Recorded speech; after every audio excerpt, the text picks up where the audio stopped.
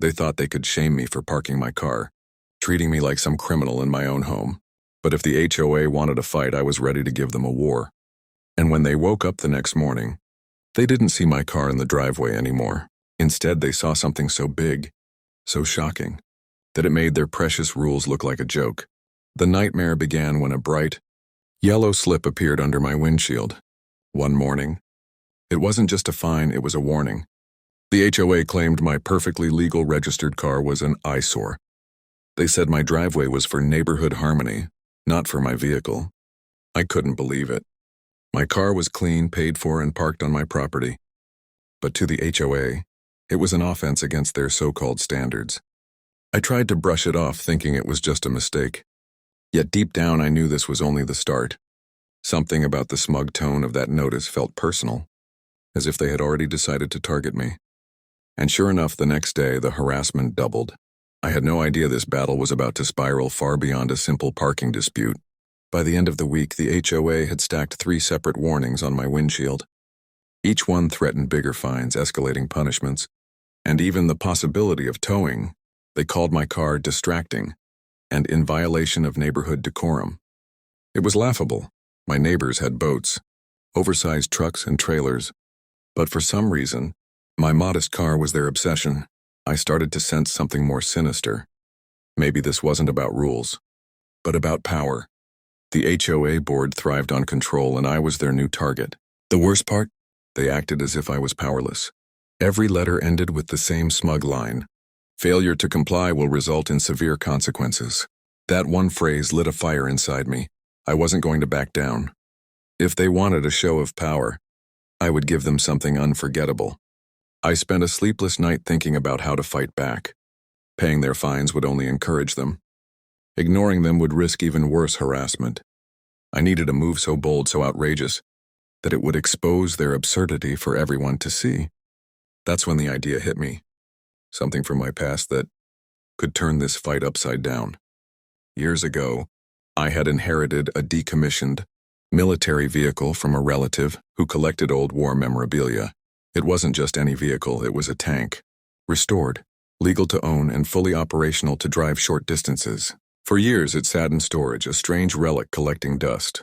But now, it was about to become my ultimate weapon against the HOA. The only question was, did I actually have the nerve to do it? The next morning, while the neighborhood slept, I made the call to have the tank delivered. The sound of chains and heavy machinery echoed as the massive machine rolled into my driveway. By the time the sun rose, the HOA's nightmare was parked exactly where my car used to be. And let me tell you, there is no HOA rulebook prepared for a literal tank sitting on a suburban street. Neighbors peeked through curtains. Kids pointed in awe, and whispers spread like wildfire. My car may have been an eyesore, but now their entire community was staring at a beast of steel and history. The best part? Every inch of it was completely legal. I wasn't breaking a single law. When the HOA board saw it, their faces turned a shade of red I'll never forget. The HOA president stormed up my driveway that afternoon, clutching a clipboard like it was a weapon. You could practically see the steam rising from her ears. But her usual smugness crumbled as she stood in the shadow of the tank.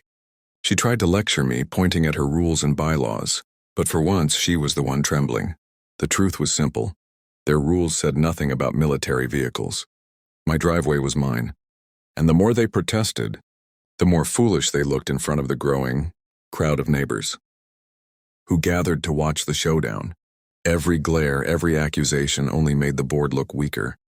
The neighborhood wasn't laughing at me anymore. They were laughing at them. And then the HOA made their biggest mistake yet. Instead of backing off, the HOA doubled down. They tried to call law enforcement, claiming my tank was a danger to the community. But when the officers arrived, they inspected it, checked my paperwork, and walked away with nothing to charge me for. Watching the HOA realize their plan had backfired was pure satisfaction.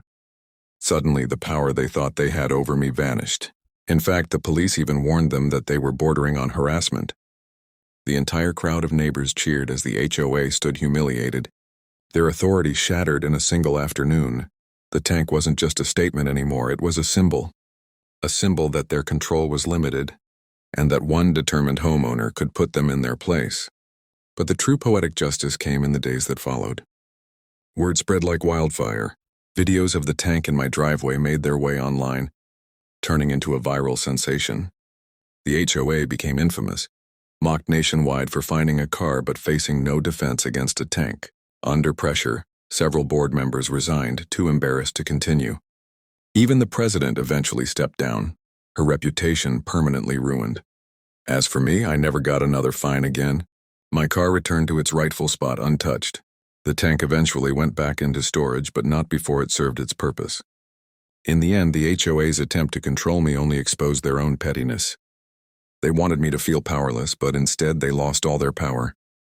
And that right there was the sweetest victory of all. They complained about a car, but what they got was a tank, literally and figuratively crushing their authority.